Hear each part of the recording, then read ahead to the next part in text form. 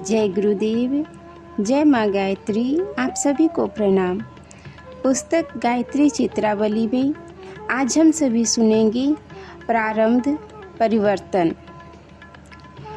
प्रारब्ध बड़ा प्रबल होता है। ब्रह्मा ने जो विधान जिसके लिए लिख दिया है उसे हटाना या मिटाना किसी के वश की बात नहीं है। पांडवों के श्री कृष्ण जैसे सहायक होते हुए भी उन्हें जीवन भर नाना प्रकार के दुख उठाने पड़े। नल, दमयंती, हरिश्चंद्र, शैब्या, दशरथ, विक्रमादित्य आदि महापुरुषों के सामने जो आपत्तियां आई, उनके प्रबल सहायक भी उन्हें न हटा सके। इस कर्म रेखा की अमिटता को देखकर ही सूरदास ने कहा था, करम गति टारे नाही टरै। गुरु वशिष्ठ पंडित बर ज्ञानी, रची पची लगन धरै।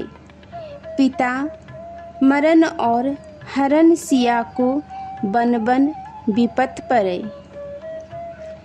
पूर्व संचित कर्मों के कारण जो भला बुरा प्रारब्ध बन जाता है वह भुगतना ही पड़ता है।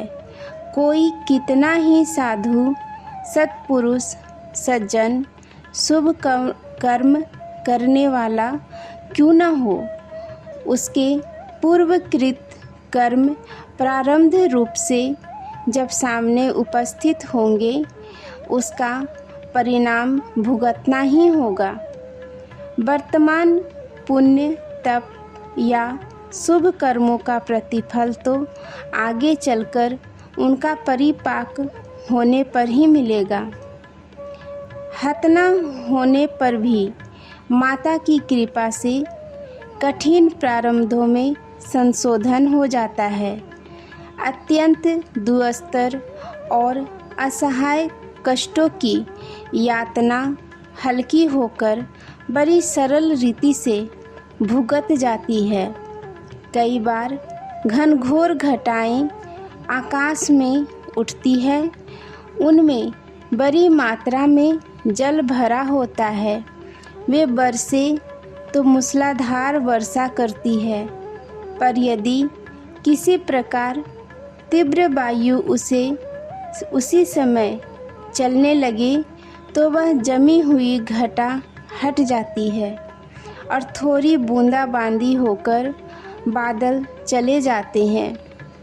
मनुष्य के भाग्याकाश में इसी प्रकार कई बार बड़े दुस्तर प्रारब्ध होते हैं, पर वे माता की कृपा से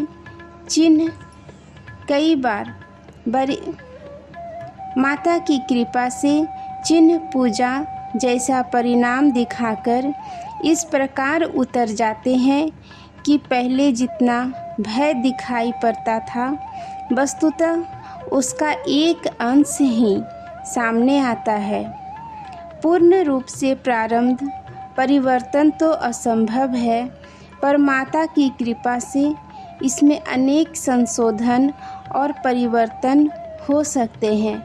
भविष्य के उत्तम भाग्य हो सकता है। चित्र में गायत्री माता साधक के भाग्य पटल में आवश्यक हेर फेर कर रही है। उसके पूर्व निर्मित प्रारब्ध में कुछ परिवर्तन किया जा रहा है। आज के लिए यहीं तक। आप सभी को धन्यवाद। जय गुरुदेव।